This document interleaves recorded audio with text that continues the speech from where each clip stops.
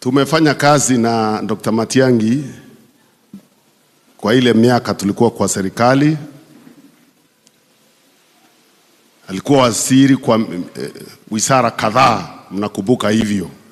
Alikuwa kwa ardhi, nakumbuka kutatua mashinda hapa na pale ya ardhi. Elimu, anajulikana sana kwa elimu, kwa sababu tulikuwa na mashinda mengi kwa elimu. Mitihani Kenya ilikuwa imekuwa kitu ya kununua Ikomba market.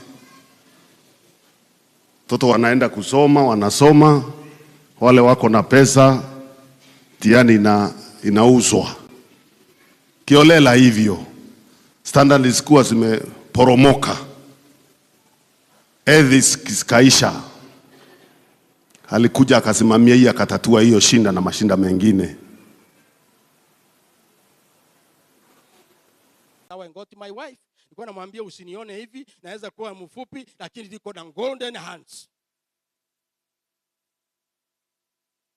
Hizi ulisema nini?